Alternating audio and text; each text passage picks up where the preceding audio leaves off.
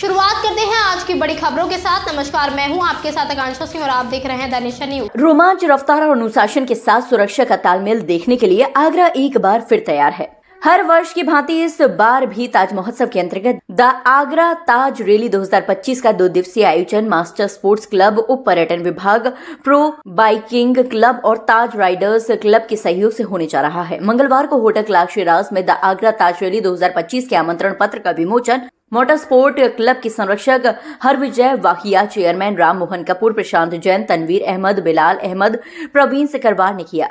संरक्षक हरविजय वाहिया ने बताया कि ताज कार एवं बाइक रैली का उद्देश्य लोगों को सड़क सुरक्षा एवं यातायात नियमों के प्रति जागरूक करना है। बाइकर शानदार तरीके से अनुशासन का पालन करने वाले होते हैं। जब हाथ में महंगी स्पोर्ट बाइक या कार हो, दुर्गम मार्ग हो और अनजान राह, तो धैर्य, विवेक और अनुशासन से ही मंजिल तक पहुंचा जा सकता है। एक सीमित रफ्तार में अपनी मंजिल को तय करना चुनौतीपूर्ण होता है। उन्होंने बताया कि रैली में अपना मार्गदर्शन प्रदान करने के लिए पूर्ण से शीर्ष भारतीय रेसर संजय ताकले मुख्य रूप से मौजूद रहेंगे। मोटर स्पोर्ट्स क्लब के चेयरमैन राम मोहन कपूर ने बताया कि 22 और 23 फरवरी को आगरा से चंबल तक के बिहड़ों में बाइक और कार रैली 8वीं बार आयोजित होगी। रफ्तार का रोमांच 75 बाइक और 50 कार बढ़ाएंगे। महिला और पुरुषों के साथ वरिष्ठ नागरिक भी रैली में प्रतिभाग करेंगे। उन्होंने बताया कि रैली में विजेताओं को 2,50,000 रुपए से अधिक की पुरस्कार राशि भेंट की जाएगी। रैली नेविगेशन और ड्राइविंग दोनों चुनौतियों से पूर्ण होगी। ताज राइडर्स क्लब के तनवीर अहमद ने बताया कि सूखी नदी की तलहटी में और उबड़ खाबड़ गांव की पगडंडियां ड्राइविंग की चुनौती देंगी, जबकि असंख्य चौराहे पर मोड नेविगेशन के लिए मुश्किल पैदा करेंगे। अंक पर आधारित निर्णय लिया जाएगा। उन्होंने बताया कि सभी वाहनों की अधिकतम गति 35 से 40 किलोमीटर रहेगी। 21 फरवरी को सुबह 10 बजे से दोपहर 3:30 बजे तक ताज कैंपस एंड रिसोर्ट में सभी वाहनों की जांच होगी। रोड बुक देकर नियमों और मार्ग के बारे में जानकारी दी जाएगी। 22 फरवरी को सुबह 7 बजे होटल क्लार्क शिराज से हरी झंडी दिखाकर वाहनों को रवाना किया जाएगा। 23 फरवरी को दूसरे राउंड सुबह 7 बजे होटल क्लार्क शिराज से ही आरंभ होगा। समापन समारोह में सांस्कृतिक कार्यक्रम के मध्य पुरस्कार वितरण होगा। देखिए, ये 8वीं रैली है, 5वीं शायद मोटरसाइकिल की है, लेकिन हमने इस बार दोनों को ज्वाइन करने का प्रयास किया है। रूट एक ही है।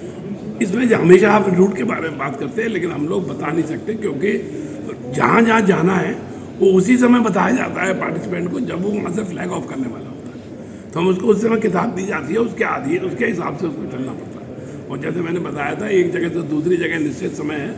इसमें एक दूसरे से कंपटीशन नहीं है, मतलब कोई रेस नहीं है कि तू पहले आगे जाएगा बाद में जाएगा।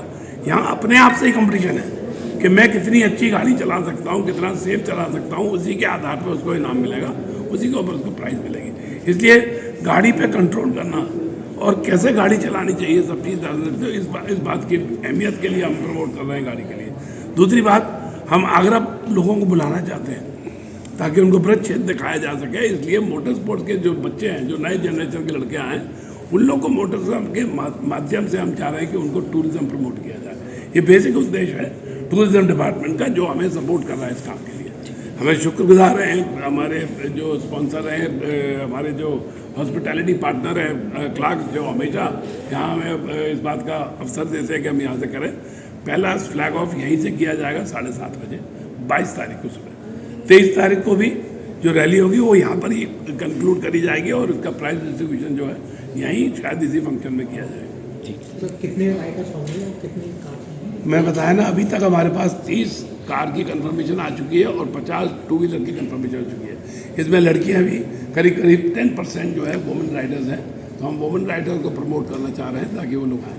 और मैं चाहूँगा कि आप लोग भी अगर जब प्रेस में या कहीं डालें तो प्रमोट करिए कि ये एक्साइटिंग इवेंट है। लोगों को, जो लोग नहीं वाकिफ़ हैं, वो आगे सीखें इसमें उनको, ताकि वो अब इसमें नहीं तो कम से कम नेक्स्ट इवेंट पर पार्टिसिपेट कर सकें।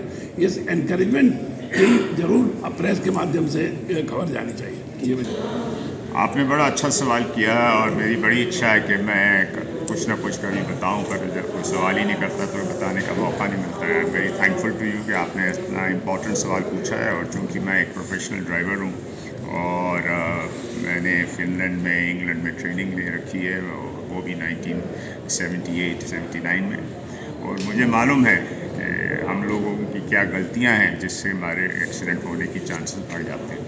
वो छोटी सी एक बात आपको बताता हूँ। सबसे पहले तो ये सुन लीजिएगा कि जो हम लोग कार में जब हम बैठते हैं, जो हमारे सिटिंग पोजीशन है वो 99% जितनी भी मैं लोगों को देखता हूँ गलत है।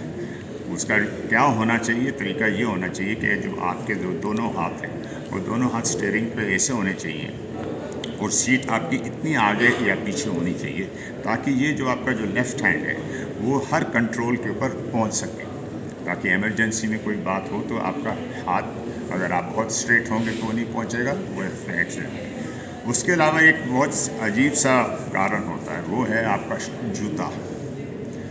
अब हम लोग 99 नहीं, मुझे लगता है 100% हम लोग जितने सब लोग हम लोग जूता इस्तेमाल करते हैं उसका जो तला होता है वो रबड़ नहीं होता है और जनरली PVC होगा या लेदर होगा।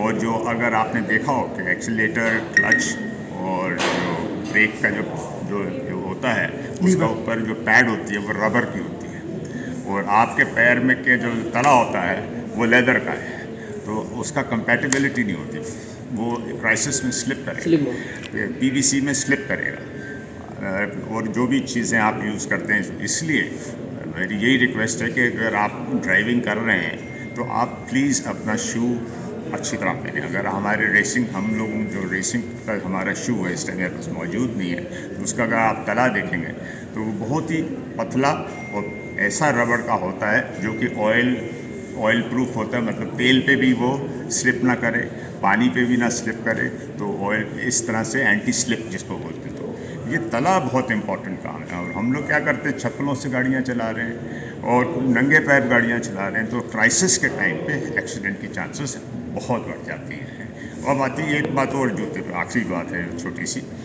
अब आप देखिए जूते का तला कितना चौड़ा है, ये आप अपने आप नाप लीजिएगा, और आपके ब्रेक, क्लच और एक्सीलेटर के बीच में डिस्टेंस कितना है उसको नाप लीजिएगा। तो कभी कभी आपका जो तला है ब्रेक पे तो लग रहा है, साथ ही साथ एक्सीलेटर पे भी लग जाता है, तो वो जो क्राइसिस होती है उस टाइम फिर आपको बहुत मुश्किल में पड़ जाती है। This is small reasons. जो यहाँ एक बात और मैं कहूँगा, जो कि सड़क पे आपने देखा एक्सप्रेस हाईवे पे कैट साइज लगी हुई है, जो कि रात को चमकती है, बीच में लोहे की लगी होती है, वो सबके टायर फाड़ेगी। और मेरी बात कोई मानता नहीं है, इस बात को आप ध्यान रखें। अपनी गाड़ी जो कैट्स है उसके ऊपर ना चलाएं। कोशिश कीजिए कि वो केवल आपका डिवाइडिंग का आपको बताने के लिए, आप उस पर गाड़ी चलाते हैं 100 किलोमीटर की रफ्तार से, टायर गर्म होता है, वो उसकी जो साइड वॉल होती है टायर की वो कट जाती है। इसीलिए आपको देखा होगा कि मेजॉरिटी एक्सीडेंट्स हमारे टायर बस्ट पे होते हैं, और उसका one of the reasons is कि वो एक्सीडेंट। ऐसे ही और अपडेट्स के लिए बने रहिए द नेशन न्यूज़ के साथ।